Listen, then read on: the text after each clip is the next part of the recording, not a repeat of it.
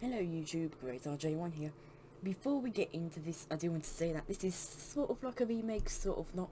This is mainly if Gordon Goes Foreign was adapted for the TV series, which is what it is. So lines have been changed to fit more of the TV series style and the way that is. So do expect many lines to have been changed. So because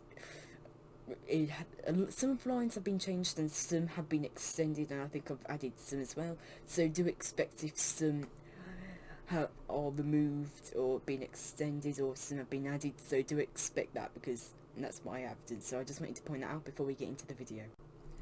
Gordon Goes Foreign. Lots of people travel to the big station at the end of the line. Engines from the other railways sometimes pull their trains. These engines stay the night and go home the next day. Gordon was talking one night to one of these engines.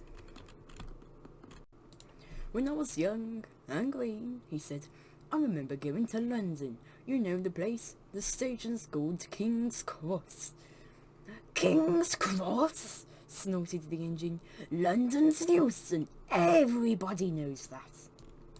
"Rubbish," said Duck as he rolled in. "London's Paddington. I'd surely know that. I worked there many times in my career." They argued till they went to sleep. The noise was so loud, Sir Topham had to calm them down. Gordon woke up early the next morning. He wanted to see what the station really was. He didn't realise Duck followed him.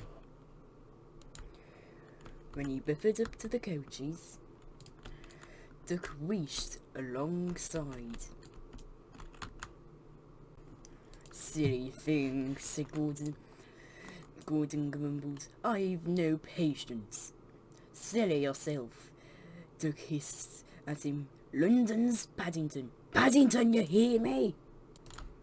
"Stop arguing. I will be worn out by the time I get to Lower Didmouth," James broke in. "At least you both agree about something." "And what's that?" Duck asked. "That London has a station." "Anyways, what's that?" "London's not Euston," laughed James. "Now please be quiet. Oh, I missed my whistle." Gordon steamed out with his express, grumbling as he puffed out of the station. "I'm sure it's King's Cross, and I'll prove it." But that was easier said than done. London lay far beyond the big station at the end of the line. Gordon always had to stop there and an engine would finish the journey for him. "If I didn't stop, I could thunder through the station, go over the bridge and onto the other railway and over to London," he thought. He tried every trick he could think of, trying to thunder past the station, trying to lock his brakes so he'd carry on past the station.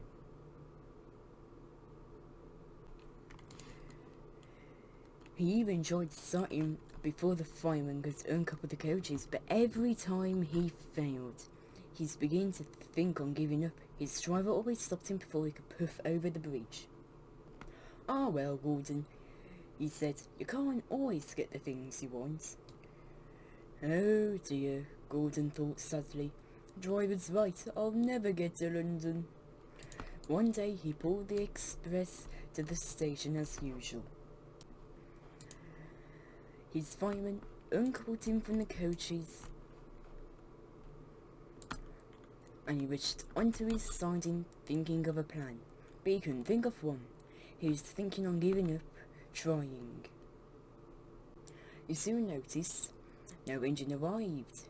He was waiting for the coaches to be moved so he could go home, but nobody came. "What's taking so long?" Gordon whistled. An inspector poshly walked to Gordon and told him why the engine hasn't came.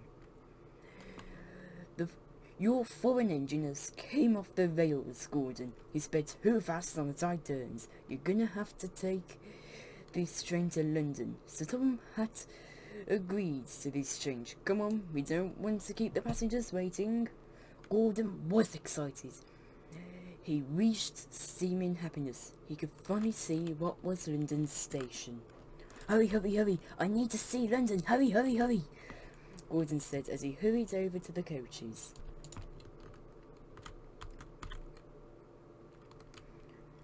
And a couple of minutes later, the gas whistle blew. Gordon thought it took ages, even though it was a couple minutes. Gordon tried to hurry off. Come on, come on, come on! I got to see London, Gordon said as he wheel slipped out of the station. The coaches groaned. Be careful, Gordon. You don't want to derail like that other engine. Gordon gripped onto the rails and hurried out of the station. He soon found that London was a long way away, longer than his trips on Sodal. Never mind, another long run to judge my wheels, and I get to listen to nature and see old friends on the way, he puffed as he hurried along. Sir Topham Hatt was about to have his tea when the station master came running in with a newspaper and some letters. He set them on the table and Sir Topham Hatt opened the letter that had a stamp from London first. I wonder how Gordon is getting on, he thought. Before Sir Topham Hatt could read the letter from London, the station master started to look at the news, and there on the front was Gordon. Oh, gracious me, he said. Gordon's headlines. Two. Famous engine at London Station. Police called to control crowds and fans. Sir Topham Hatt read on amazed. Gordon arrived back the next day, his whistle sounding more like a hiss as he rolled into the station. Sir Topham Hatt talked to his driver and fireman. I see you had a good welcome in London, I see. We most certainly did, sir. We enjoyed it. We signed autographs until our arms ached, and Gordon had so many pictures taken he shut his eyes as he wanted it to stop. We don't know how Gordon enjoyed it. He wanted it to end as soon as he found out the station's name, replied the driver. Good, that's good. What about the station name though, Gordon asked Sir Topham Hatt. They changed the name of the station. It's Bankers. London's all wrong. You can go to King's Cross if you like, said Sir Topham.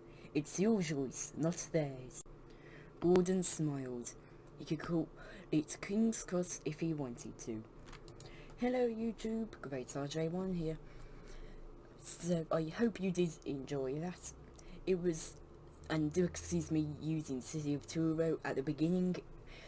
To be fair, they probably would have used City of Truro if they pushed the episode back to season 3 or longer. They might have probably used him because he appeared in season 3. So they might have used him then, so I just used City of Truro, and I think he was going to be probably the most likely engine to be used in the first place. But yeah, I hope you enjoyed this. Now, if you read the original Railway series story, you see that that a lot of the lines are quite different, and when James is talking to Duck and Gordon, the location is changed from the sheds to the station. But that's basically how I think it could have gone if it was adapted for television. So yeah. Anyways, thank you guys for watching, and I'll see you guys next time. Bye.